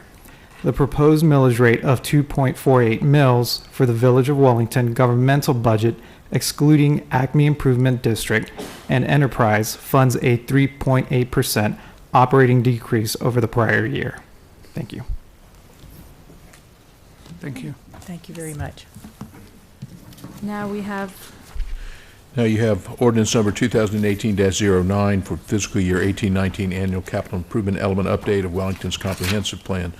Ms. Newman will read by title, and then I'll go briefly through this one, and Mr. Basehart will do a more detailed presentation. An ordinance of Wellington, Florida's Council, updating the Wellington Comprehensive Plan by incorporating the annual review and revisions to the capital improvements element to reflect the 2018-2019 through 2023-2024 five-year capital improvement plan for level of service projects, and updating the school district of Palm Beach County capital improvement schedule, providing for conflict and severability, authorizing the manager to update the comprehensive plan, and providing for an effective date. And what this is, we are annually required to amend our comprehensive plan, principally to include the school district's capital budget. We don't have a choice but to do it. The other thing that we do at the same time is those elements of our capital plan that are related to level of service are included, and you'll notice when we had the discussion last time, there were some non-LOS items in. They've been removed. Our LOS items are the Acme 10-year flood mitigation program, turn lanes and traffic engineering on Big Blue Trace and Barbary, Village Park Field improvements to 6, 7, and 21, and to construct the general utility services improvements. So not all capital, just the ones that are directly related to the level of service standards in our comprehensive plan. And thank you for cutting out those extra pages that you determined. Okay. We saved 1/3 of a tree. There you Nice. go. And you do need a public hearing. A motion to open public hearing? So, second. All in favor? Aye. Opposed, hearing none. Public hearing is now open. Is there any public comment? Seeing none. Motion to close. Second. All in favor? Aye. Opposed, hearing none. I don't think there's anything else that needs to be said. Okay. Is there a motion on us doing what the state requires us to do? I'll move to approve ordinance 2018-09. I'll second it. All in favor? Aye. All opposed, hearing none. Motion passes unanimously. Great job tonight, Mr. Basehart. Yes. Well done. You kicked it out of the performance park. to date. That brings us to the end of the agenda and to the attorney's report. Other than what I mentioned yesterday in the agenda review, I have nothing to report. Very good. Mr. Schofield? Our next regular council meeting will be held here on Tuesday, October the 9th at 7 p.m. Village offices will be closed on Monday, October 8th in observance of the Columbus Day holiday, and that is the end of my report. So do we have agenda review? I would suggest we're going to do agenda review. We move it to the previous, Is it a Thursday? I have it as Thursday. oh, we It moved is? it to October 4th. Okay, it's already set for the, okay, very good. Sorry, that's on there and I just missed it. Very well. It's fine. Okay, I don't think we have any comment cards at this point, no comment or public no, forum cards. we take public comment throughout, so we don't have any other. Who would like to go first in their closing? I'll go first because I have no report, because I forgot my notes. Before we do that, can we, I want to talk to you guys about something. I saw Councilman Napoleon's calendar notice, having lunch with Nick from TPA. Yes. And it reminded me that I would be more than willing to accept a nomination of you as our appointment on that. I am the appointment by this council, but if you are able and willing. Knew I shouldn't have lunch with him. I know. Well, and I asked Allison to determine why, because we're not supposed to get each other's calendar invites, but somehow the IT has a hard time with all that. But it made me think, well, if he's able and willing, I certainly have enough on my plate. So if there is a desire on your part to serve on that, I would be happy to I'm happy to entertain a do it. It's motion. been interesting. It's Happy very- to do it. Okay. is there a I'll make the motion. Second. There you go. Okay, all in favor? Aye. Aye. You are now the TPA appointment. We also need an alternate because Councilman Napoleon was the alternate. Is there someone interested in serving as the alternate on TPA? Sure, I'm happy to do that. Very If good. you- If you're All done right. with your, It's not that I'm done with it. It's a great it's a great committee to be on. It just, I think I could not give it the time it needs right now. It's difficult for me with all the other boards and committees I serve on and the other commitments I have. So I'm glad to know that we're well covered. And thank you guys for doing that. Do we need a motion on him as the alternate? No? By consensus, you Okay. don't need a vote. All right, and you guys can get, you could get like aggressive and raise your hand, but I don't see anyone doing it, so. Yeah, nobody leapt up to be, on the board. Okay, there we are, all right. Sorry, now go ahead with your comments, Councilman. Thank you for nominating me and appointing me. I appreciate it. And other than that, I have no report. Okay, Vice Mayor? Yeah, so I raised an agenda review yesterday, and I want to follow through on that.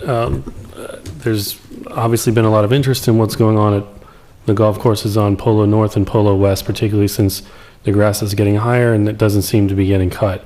So, Ms. Cohen, could you give us a report? As I understand it, there was a code enforcement hearing recently, and I'd like to talk about that a little bit. There was a code enforcement hearing on the Polo West property. Okay. And the property owner was found to be in violation and is required to comply with the code and cut the grass. And so that compliance date is scheduled for the next special magistrate hearing, which will be held in October. Even if the magistrate had ordered the property owner to correct the violation within a week's time, there would be no way for the magistrate to impose any additional penalty or certify a fine until the next magistrate hearing. And so that will go back before the special magistrate in October if the violation is not corrected by then. There is a violation that has been noticed for the north course, and that is scheduled also for the special magistrate in October. And so they'll be able to come before the magistrate and have their hearing on that. Was there a defense or an explanation provided as to why this golf course suddenly has stopped being cut? The property owner raised the idea that they're recontouring the golf courses to configure it to play something called target golf. And if Mr. Basehart's here, he may want to come out and assist with this. But as I understand it, and I did a little bit of research on it today, there is such a thing. There's not a lot of material out there on it, but it does involve a larger ball, more narrow fairways, and a little bit of a rough, higher rough area, to chase the ball, I guess. And so, as far as I know, that would constitute golf or golf-related activities. And would be a permissible activity on the property. I'm not aware of any information that says it's not actually golf. Even with this target golf defense, and perhaps we can save that debate for a later time as to whether or not it is a permissible use or not, the property owner is still required to cut the grass. Absolutely. It can't be maintained in its current condition. Absolutely. All right, so and the magistrate did not accept the defense of the recontouring of the golf course as a basis for allowing the weeds and overgrowth to occur. The magistrate did order the property owner to cut the grass and maintain it in a neat and orderly fashion in compliance with our code. All right, so in other words, are we moving this along as quickly as we can in terms of doing whatever resources are available to us to get this grass cut as soon as possible? Is there any other way to do it faster? We have limited tools available to us, and I think that we discussed this a couple of meetings ago, and the code enforcement process is not a quick process. The other alternative would be to go to court and seek some sort of injunction. But I think that right now that we're utilizing the tool that we have available to us, and that is the code enforcement process. Can I ask a question? I think yesterday you mentioned that the magistrate hearing we just had, he gave the property owner a reasonable amount of time to start maintaining and cutting the grass, which is until October what? The date of the next code enforcement hearing, which is usually, I believe, the third Thursday of the month. So it would be October 18th. So ideally, we'd like this landowner to start taking care of his property now, but Correct. He has until October 18th to start actually maintaining it. And if he doesn't have it maintained by October 18th, it will go back before the magistrate for fine certification. And then fines will run on a daily basis for as long as he's not in compliance? From the date on which the property was to be, the violation was to be corrected, and there is a daily fine. There were 2 violations found, $250 per violation per day. So it would be a $500 fine running on a daily basis until the violation is corrected. And that's the highest possible fine available under the current code. Under the current code, as you may recall, because of the size of our community, the statute does provide that you could increase the fines up to, I think, $500 for... No, actually $1,500 a day. Under certain circumstances. For repeat violation. And so... This is a repeat, correct? Was he, no, it's not a No, repeat? this was not brought Okay, before the he's in a magistrate as a... violation. This was not brought before the magistrate as a repeat violation. It's a repeat offender, not a repeat offense. But I thought we had already code enforced that same property before. We have Well, code we enforced, certainly have. I mean, but the for- repeat has to be for the same exact violation. Can be a different violation and not be a repeat. Mr. Basehart, I'd like to meet with you as soon as practicable to go over this Target Golf situation, because to me, it sounds absolutely ridiculous.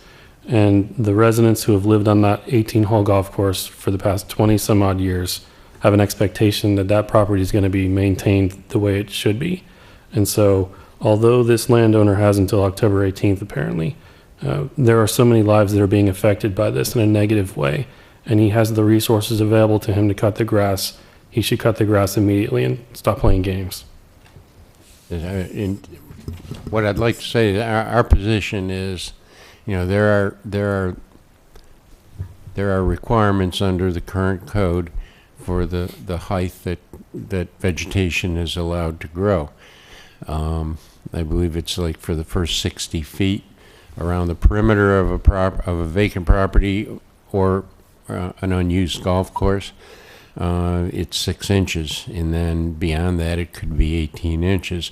The growth on this course is higher than that, and our position is that even if target golf is a real thing and can be established and the property can be used that way, that wouldn't be, in my opinion, an excuse to be able to allow the vegetation to grow higher than what the current code requires for unused property.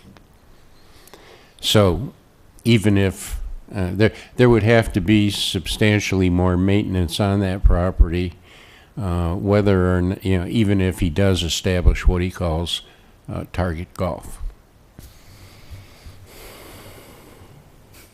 Ms. Cohen, can you walk us through some of the other things that are going on? For example, the berm along Stribling is completely unsightly. What's happening there?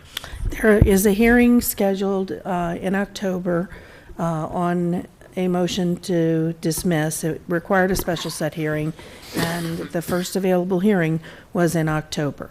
And once that motion is disposed of, it will be noticed for trial, and it will we'll get it to hearing as quickly as possible. And what's happening on that issue in regards to the special magistrate process? What's happening on that other front? With respect to... They have to correct before they can go back, right? Right, to the correction of the whole cutting that has occurred there? Is there a replanting plan? What's happening with all of that? Mr. Schofield, Mr. Basehart, anyone? They have appealed the magistrate's finding of violation. And we're waiting for them to file their brief. They have not submitted a plan to show revegetation. Right. I should also mention that... Their intention is to do nothing there until this legal process plays out, as you understand it? That's the only conclusion we can reach, because they've done nothing in the direction of trying to comply. Okay. But as soon as we're able to get the matter to the judge, we will. They have also they've also filed a petition for certiorari of the Circuit Court Appellate Division's affirmance of the 130 violations. So that case... That was going to be my next question. Correct. So that they filed a notice of appeal. The appellate court, the 4th District, treated it as if it were a cert petition, and they are required to file their brief and their appendix, their petition and their appendix. By when? Well, if the court issues a show cause order, the court has not yet issued a show cause order, but they'll have to file their petition, and then we'll wait. If the show cause order issues, then we would answer. And does that keep us from It's a going? 20-day requirement. I believe it was 20 days. And does that keep us from going forward until that is done? No. In fact, at the October magistrate hearing, we will be asking for the ability to go forward with the foreclosure. And that's on the October agenda, that's happening?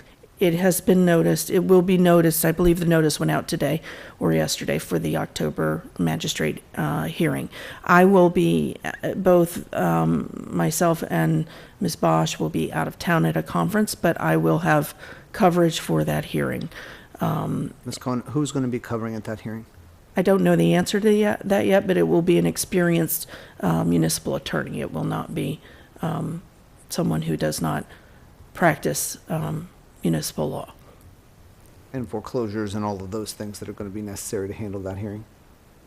Well, that hearing will not be, it's just seeking authorization to move forward with the foreclosure. But yes, I would want someone, an experienced municipal attorney, most likely will be talking with Mr. Torsivia and his firm.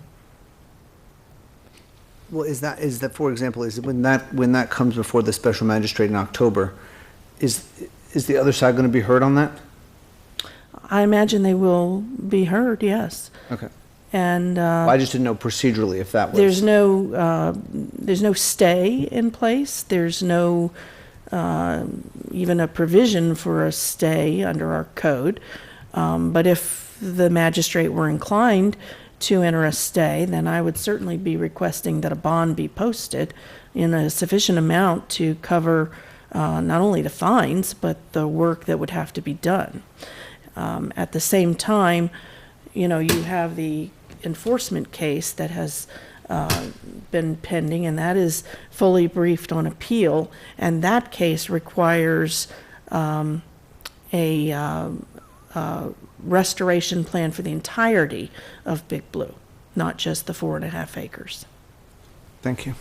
It's unfortunate that we have to devote the time and resources to litigate these kind of issues, but I think it's very important that the residents are aware, which is why I wanted to devote my time to this today. They're aware that we are doing everything in our power to use all the tools available to us to protect their interests.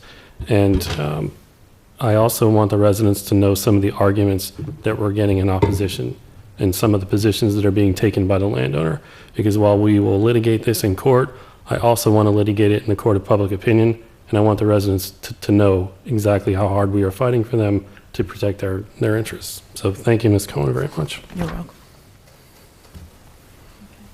Is that all you had? No, I think we're still at the vice mayor. Oh, no, that was it. Thank you. I thought we'd moved on to you, Councilman McGovern, but. I only have a couple of quick things. I simply wanted to thank all the residents and thank the staff of Parks and Recreation for putting on the last Lakeside event. It was, again, very well attended. Many people taking advantage of the rock climbing and the kayaking and all of the activities that were going on there, and I'm glad we have those upcoming in October and November. I also want to thank many of us were at the coastal cleanup, something that we do every year, and it was really another great event. I like the fact that we're moving it around throughout the village so that everybody gets to take advantage of that. I think that was very well done. And then lastly, I do just want to again emphasize something we did at Agenda Review yesterday, but we didn't do today, which is to recognize National Customer Service Week and thank all of those in the village who really provide first-class customer service in all of our departments day in and day out. Thank you. Very good. Councilwoman?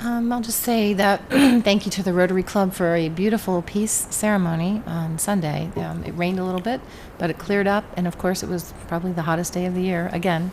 But it was really a beautiful ceremony this year, and we have some amazing kids that received some great scholarships from them, so beautiful job. And congratulations to Betsy Cardozo, the principal from New Horizons, for winning Yes. the Community Peace Award. Yes. And we see some of the same teachers, so I think that we've got some teachers that are really pushing those kids to participate and training them well, Right. so. And hundreds of applications, so it's a Yes. big title. Posters, poetry, essays. I know, I wouldn't want to be the one who had to, I mean, it's just would be enormous, because there were 250 essays, they said, and that's a lot of reading, so. Madam Mayor, may I make one? I forgot, I did remember one thing. Saturday morning, the garden club had a tree planting, a shrub planting at Peaceful Water Sanctuary. It was a tremendous turnout. I was impressed by the number of people. They had Boy Scouts, Girl Scouts, community members, the garden club. There were a lot of people there, and I think we planted about 500 different shrubs and bushes and trees all along the perimeter of Peaceful Waters. It was a hot morning for 8:30 in the morning. It was already really hot, but it was a really nice day, and that's a really great, if you haven't been out there, that's a really great asset to Wellington. And we've done part of the boardwalk. The back half of the boardwalk has been redone. It's that plastic wood now. We just have to get to the front part, but it's coming along. That's going to be a good improvement once that's all done. So that was a good morning. Is that it? That's it? I wanted to let everyone know, people were already on social media about the pavement on Big Blue, and there are some minor repairs that are going on in the. Yeah, well, you will get this. It failed the rolling straight edge test. They're having to replace that. It's not new work. We're making them do it correctly. The rolling straight edge test, if anyone needs any descriptions of it. Mr. Barnes appeared. We take a big, long board to make sure the pavement is flat, and it wasn't. And note, Mr. Basehart is quickly leaving. It is doesn't know just about the remedial rolling. work that we're doing at the end of the project. The overbuild also settled a little bit, so we're just taking care of that. It's the due diligence that our staff and consultants do at the end of the project before final certification. So unfortunately, everyone was relieved that it was over, but we've got just a little bit to get it right. Nothing's ever over until we say it's over. And what's the timeline, Mr. Barnes? Well, at this point, we were hoping to really be wrapped up today and by tomorrow, but with some rain today, I think the engineers went back out there and told them that they would have to remove some of the work they did today because it was done a while. It was a bit too wet because of the seasonal thunderstorm we had at noon. So Which it might delays go us, into the delays day us to after. where? Pardon me? Which delays us to where? Maybe Thursday, another Friday? day, depending on the weather. Very good. I just, since I live near there and people know that, they're all tagging me in that. The other thing is, I mentioned earlier, the residents in West Hampton are asking for a little bit more road patrol, maybe some additional lighting in the neighborhood, so we're going to I'll take get a look. Captain Silva in there. Okay, take a look at that, see what we can do. Also, I want to address, I think it was Mr. Whelan's comments about whether or not we should take CDBG funds from the federal government, whether or not we should allow Section 8. We don't have a choice about Section 8. It is a federal program. The only way we could outlaw Section 8 in our village is to secede from the union, is my understanding. Yes, we do not have Section 8 housing. We don't, right. What Please happens? please clarify that, because a lot of people are very confused about what Section 8 housing is and is not. I can speak to that. Okay. The Section 8 of the federal housing statutes provides for private vouchers to private landlords for the purpose of making affordable housing available to people who would otherwise not be able to afford it. And so we're not involved in that process. That is something that occurs outside of the Village of Wellington's control.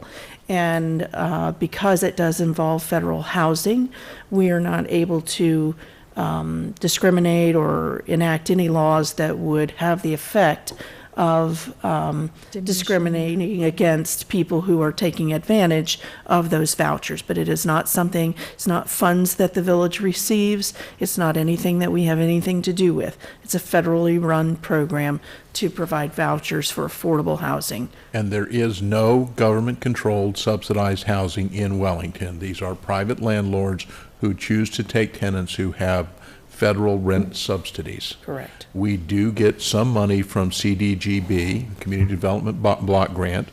We get that because of our community size. There are federal regulations that go along with how we spend it, but we don't have daily and direct oversight by the feds. We do have to do an annual compliance report, and it is the thing that we use for people who have code-based problems with their home, can't afford the repairs, and that's how they get funded. And they have to qualify for that program. Yes. So It's a matching program. And So, generally I just speaking, wanted to they clear don't go that to up. Section 8 housing because Section 8 housing by definition is rental, and we only give CDGB funds to the property owner. property owners, and it is eventually forgiven over time. 5 years. Right. I'm sorry, the neighborhood grants is a matching program. The CDGB, I think, is just a straight grant program that And I just wanted to address. is forgiven over time. I wanted to address the question so that people understand that there is no parity between CDBG and Section 8, and the rumors are out there, and there's nothing we can do except clarify it when we're asked questions. And I think that's an important and probably overdue clarification, because people make that misperception a lot about we're allowing and we're building section, and that's not what's actually happening. So I think it's important for people to understand how that actually works and what it is, and more importantly, what it is not. Sorry to cut into your time. No, thank you. I appreciate it because it just gets thrown out. And the other thing is our green market is starting soon in a few weeks. Next weekend, I think. Is it- All right. Do you have the date on it? Somebody Yeah. have that date to There was an AT. blurt it out? Mr. Barnes will know that more specifically. And once the delay hits him, he'll come running back. So I see I can movement. see him. I see movement. Here's the door. It's in the next couple of weeks, so watch out for that. I had a question. Some people didn't like the verbiage that they posted. It's a vendor. We don't do the green market. It's a vendor that provides the That's service correct. to us. We have a contract with Pirates of the Treasure Coast as the vendor that actually provides the service. We may want to pass on to them. People were a little offended that they said it was upscale and for the wealthier. The way that the words Okay. came out, it kind of rubbed people the wrong way. They thought, "Ooh, maybe I'm not allowed to come because I'm a working person." It was kind of funny the way they worded it. So we might pass it on. I'm sure it was a marketing representation that they're trying to show that our market is different from the ones around us, and we like being upscale and all that. But I didn't want anyone to feel like they weren't welcome at the green market. It's got great items of all Everyone is prices. welcome. And do they have the donuts, or do they not have the donuts, or do Can we know never yet? confirm from week to week which vendors will be there, but generally, we've made great strides to ensure that the donuts will always be present. Okay, because every Saturday. that's a big thing for a lot of I us. think the one time that they weren't present was because they had trouble with their actual food truck, and they couldn't make it here. Well, they need to make some provisions for that next time, so. But anyways, I wanted to promote it and also let them know that we like being upscale, but maybe they want to massage that a little bit. There was something else on social media. Parking in the neighborhoods around the schools. I think that we're doing better about it. It was a long-term problem for me, mostly because I was riding bikes with my kids in between cars who were parked on neighborhood streets, and it was dangerous. So we're seeing a little bit of that happening again to avoid car pickup and drop-off lines. They'll use the side street next door or some other area, and it's dangerous for the kids on the bikes, and it's not fair to the neighborhoods to have people using their streets as parking lots. So I know it's annoying. We've all done car pickup and drop off, and it's time consuming, but in the meantime, the safest way for everyone is to use the program that your school has laid out for drop off and pickup, and get in that car line and do it the right way. So just encouraging that so that the neighborhoods aren't adversely affected. With that, I would like to, I saw Rock the Ballet right before the Peace Pole ceremony. I got to see the first act of Rock the Ballet, and then I was like, oh, darn it, I got somewhere else to go. It was very, very good. It was Ballet Arts Conservatory in Wellington, and they did it at Wellington High, but they did ballet to rock songs, and it was very creative and quite fun. So next time if you see that out there, I think everyone would enjoy it unless you hate rock. If you hate rock, you wouldn't like it, but it was very, very well done, and I wanted to congratulate them on that. With that, I will adjourn this meeting.